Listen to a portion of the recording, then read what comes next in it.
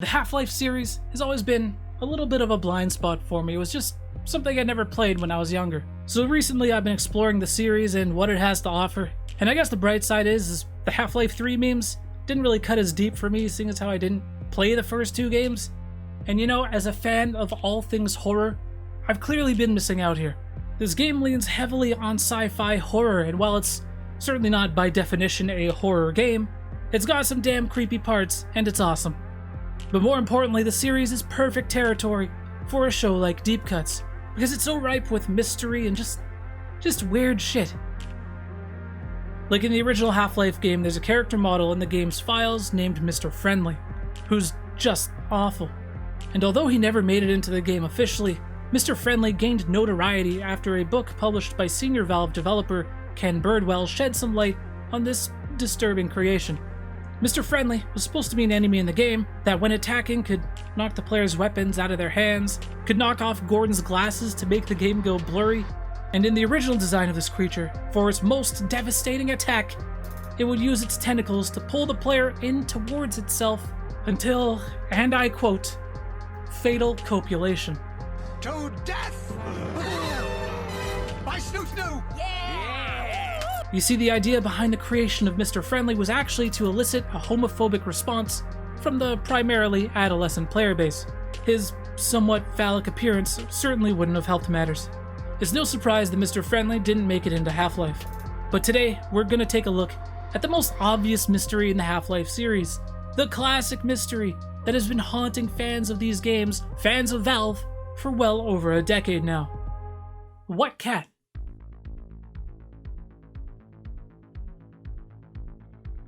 A random in-game achievement that seemingly has no meaning to the actual act of earning the achievement. In Half-Life 2, near the beginning of the game, when you first arrive at Kleiner's lab, you can mess around with this small teleportation machine. One thing I love about Half-Life 2 are the game's physics. You can pick things up, throw them around, place them on top of each other, and they more or less behave the way you'd expect them to in real life. So this little teleporter in Kleiner's lab, which has nothing to do with your mission or objective, it's just a neat little distraction. You can place objects on it and send that item to or from either teleportation pad. Mess around with it enough though, and the machine will eventually break. Here's video footage of me messing around with it, trying to teleport myself like I'm Jeff Goldblum in a telepod. And that's eventually what did the trick. Achievement unlocked. What cat? What cat? What the f are you talking about? The fact of the matter is, the number of cats that show up in Half-Life 2 is 0, not a single one. However, cats, or more specifically a cat, is alluded to a number of times. Did you hear a cat just now? Most notably, in that same scene at Kleiner's lab, you can overhear an exchange between Dr. Kleiner and Barney. Inaugurate the new teleport with a double transmission. You mean it's working? For real this time? Because I still have nightmares about that cat. Kleiner is intent on using his brand new, full-scale teleportation device, which Barney doesn't seem too enthused about. No, there's nothing to be nervous about. cat? We've made major strides since then. Recalling an apparent incident with a cat that has given him nightmares. Did you hear a cat just now? That of course gets a response out of Alex. What cat? Major strides. What cat? But that's about where all of the cat talk ends in the game. Seemingly, that was pretty much it. It basically became a meme. That's what you said last time. Hey, yeah, about that cat. Visualizing in 3. Synergy, a popular mod that enables you to play through Half-Life 2 cooperatively with friends, added a photo of a cat to Kleiner's desk. Then there's Cat Life, a single-player mod for Half-Life 1, where you experience the events at Black Mesa as a cat. It really was and is an ongoing joke in the Half-Life community. To add more fuel to the fire, inside the game's data, you can find a file of an unused texture that's a picture of a cat. The game's been out since 2004 and has since sold over 10 million copies on PC alone. It's kinda crazy to think that if you had Half-Life 2 installed, you had this cat on your PC. And while the story of the cat is pretty much left at that, in the game's official release, for those who choose to dig deeper, you discover there's more to it than that, which is what this show is all about. Half-Life 2 was released in 2004, but it was actually supposed to be released in 2003. The original development behind the game was extremely hush-hush, and wasn't even first revealed to the public until E3 2003, which was held May 14th to May 16th. The game was set to launch September 30th that same year, just 4.5 months later. It was an extremely ambitious target, a decision by Gabe Newell to motivate the team. Though behind the scenes, as that date crept closer and closer, it became clear among the team that the game would not be finished on time. And in classic Valve fashion, the game's delay would not be announced until September 23rd, 2003, a week before the game was set to release. As expected, this resulted in extensive backlash from fans.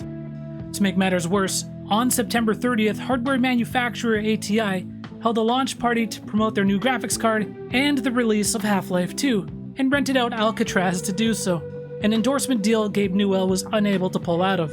So there's Gabe Newell on stage on Alcatraz Island on September 30th, where he doesn't mention or show Half-Life 2 at all. You ever have one of those weeks? Also refusing to take any questions despite the many eager members of the press in attendance. Crazy story in its own right. Jeff Keighley actually did a fantastic article on the botched release of Half-Life 2 over on GameSpot that's definitely worth checking out. As I had mentioned before, the Half-Life fans were pissed. Shortly after the game's missed launch date, in early October 2003, a hacker who had previously gained access into Valve's internal network leaked the entire Half-Life 2 source code online. And just 1 week later, the source code was compiled into a playable version of Half-Life 2 that started to circulate online, which is referred to now as Half-Life 2 Beta. Half-Life 2 proper wouldn't release more than a year later, in November 2004, which is absolutely crazy to think about. Now, I know what you're thinking. What the hell does any of this have to do with that damn cat? Well, as expected, much of what appears in Half-Life 2 Beta differs from what appears in the final game, including pretty much the entire sequence at Kleiner's lab. And here Barney reveals the real truth about the cat. Conditions could hardly be more ideal. That's what you said last time to that poor cat. Let's not dwell on our mishaps, shall we? I had to turn the cat right side out again, Gordon, to make sure it was a cat. It got turned inside out as a result of a botched teleportation. They chose not to go with this line of dialogue in the final game. Whether that was the right call or not, I'll leave that up to you guys to decide for yourselves. 12 years after the release of Half-Life 2 in 2016, legitimate assets were leaked from a repository containing all kinds of never-before-seen models and textures from various Valve games, including Half-Life 2. Discovered amongst the assets, a model of a deformed, messed up looking cat. So sad. The VR game Half-Life Alyx was released in 2020, the first Half-Life game released in nearly 13 years, and in it, cats. There are cats in this game. You can also find a poster for a missing cat named Beatrice. Thank you guys so much for watching this episode of Deep Cuts. As always, let me know what you thought about it, and please hit that like button if you did enjoy it. It really does help this channel out a lot. And if you're interested in stories similar to this one, please consider checking out the Deep Cuts playlist and binge watch some of the other stories that we've covered on this channel before. Thanks so much for watching this one, guys. Peace.